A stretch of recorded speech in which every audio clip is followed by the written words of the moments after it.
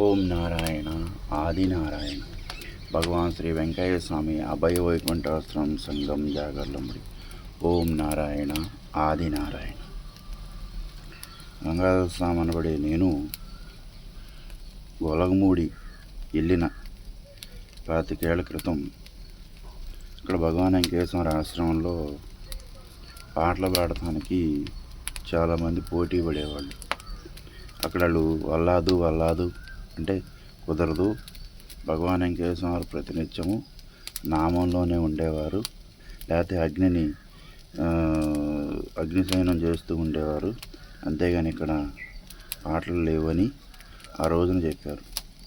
ఆ రోజు నుంచి నేను భగవాన్ వెంకయ్య స్వామి యొక్క ఆశ్రమాల్లో తిరుగుతూ ఉన్న సమయంలో కోటితీర్థ సిద్ధాశ్రమంలో భగవాన్ వెంకయ్య స్వామి ప్రియశిష్యులు బ్రహ్మజ్ఞాని శ్రీ గురుదేవులు గోపాల స్వామి వారు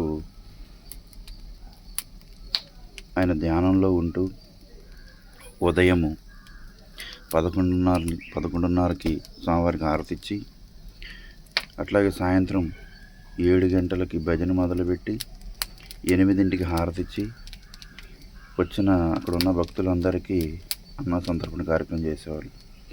ఇక్కడ బిడ్డలు వదిలేసిన తల్లిదండ్రులు, అట్లాగే బిడ్డలకి భారమైనటువంటి తాతలు, అమ్మమ్మల్ని, నాయనమ్మల్ని కూడా వదిలేసి ఉంటే అలాంటి వాళ్ళని కూడా బ్రహ్మజ్ఞాని శ్రీ గురుదేవులు గోపాల స్వామి చారదీసి ఎంతోమంది ఉన్నారు. కారణం ఏంటి? భగవాన్ వెంకయ్య స్వామి వారు ఏం చెప్పారు? ఆపదలో ఉన్నవారిని ఆదుకోవాలయ్యా, ఆకలైన వారికి అన్నం పెట్టాలయ్యా, ఆపదలో ఉన్నవారిని ఆదుకోవాలి. అదే ఆ మార్గంలో బ్రహ్మజ్ఞాని శ్రీ గురుదేవులు గోపాల స్వామి ఉన్నారు. అలాంటి తత్వము ఈ ఏర్పడింది కారణం ఏంటి? సంగంజానుడి భగవాన్ అభయ వైకుంఠాశ్రమంలో కారణం ఏంటి? ఎందుకు కారణం? ముందర మనకు మార్గదర్శకులు ఉంటారు కాబట్టి ఆ మార్గదర్శకులను బట్టి మనం నడుస్తాం. అందుకని ఇక్కడ సాయంత్రం 7 గంటల నుంచి ఓం నారాయణ మొదలుపెట్టి 8 వరకు కీర్తనలు పాడి చివరిలో మళ్ళా మొదట ఓం నారాయణ ఆదినారాయణ, చివరిలో ఓం నారాయణ చెప్పి మరి ఆ భజనకి సంపూర్ణంగా చేసి భగవాన్ వెంకయ్య స్వామి హారతిచ్చి తర్వాత అన్నదాన కార్యక్రమం జరిగేది. ఇక్కడ ఎందుకు చెబుతున్నామంటే, ఎవరైనా మార్గదర్శకులు ఉంటారు. ఆ మార్గదర్శకులు అంటే ఎవరు? గురువు అంటే ఏంటి? వెలుగు. ఆ వెలుగు ఎక్కడి నుంచి వస్తుంది? తన యొక్క గురు పరంపరలోంచి ఆ శిష్యుడు గురువుగా ఎదిగి ఆ గురువు ఈ ప్రపంచంలో ఎవరైతే సన్మార్గంలో నడవడానికి ప్రయత్నిస్తారో అలాంటి వారిని చేరదీసి ముందుకు నడిపిస్తారు. కానీ ఇక్కడ సన్మార్గంలో నడవలేని వారిని నడిపించరా అంటే వాళ్ళని ప్రయత్నం చేస్తారు, చివరిదాకా ప్రయత్నం చేస్తారు. అలా ప్రయత్నం చేసిన వాళ్ళు నడిస్తే వారి యొక్క అనుగ్రహానికి పాత్రలవుతారు, లేకపోతే అలాగే ఉంటారు. ఇక్కడ మేము చెప్పొచ్చేది ఏంటంటే, 25 సంవత్సరాల క్రితం కూడా గొలగమూడిలో ఓం నారాయణ మంత్రం చేసి ఉన్నారు. అందుకని ఇక్కడ సంగంజాలముడి అభయ వైకుంఠాశ్రమంలో కూడా ఓం నారాయణ ఆదినారాయణ మంత్రానికి మేము నామానికి ఎక్కువ విలువిస్తాం. ఆ నామం అనంతరం భగవాన్ వెంకయ్య స్వామి యొక్క లీలలు వివరించుకుంటాం, భక్తుల యొక్క అనుభవాలు వివరించుకుంటాం.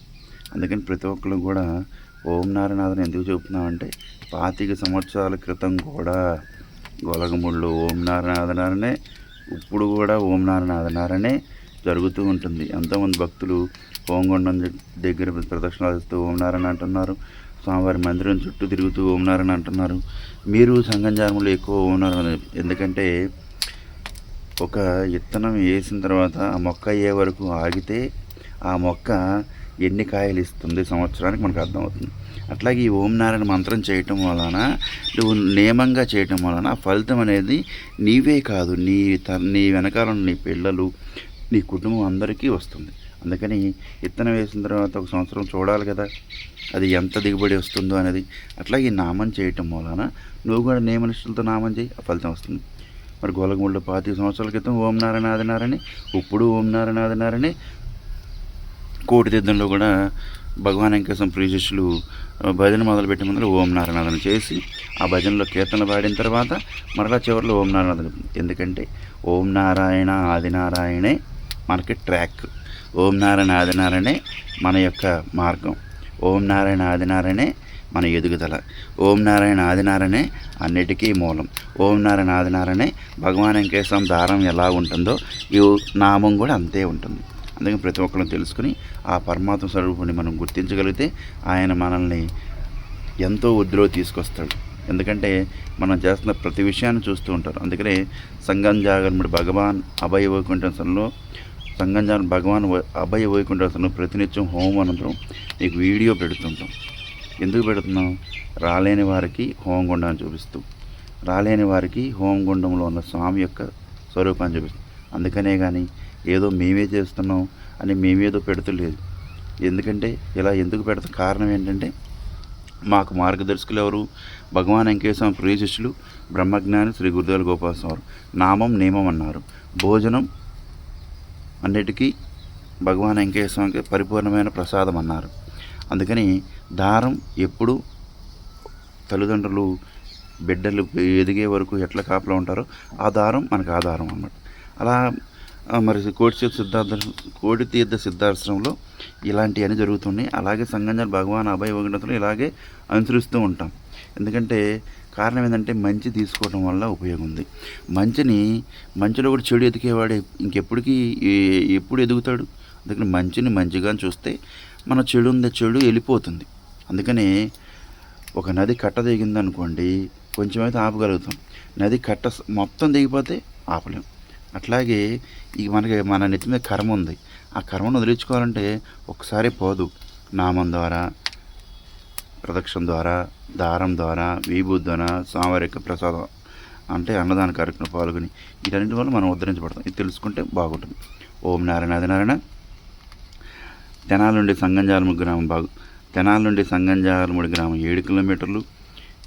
తెనాలి నుండి గుంటూరు వైపు వెళ్ళే మార్గంలో సంగంజాలం గ్రామం. ఆ గ్రామంలో భగవాన్ శ్రీ వెంకటేశ్వర అభయ వైకుంఠ ప్రతినిత్యం హోమగుండం ప్రతినిత్యం హోమం అయిన తర్వాత ఈ హోమగుండం మీకు పెడుతున్నాం. ఓం నారాయణ ఆదినారాయణ. మీ గంగాధర స్వామి.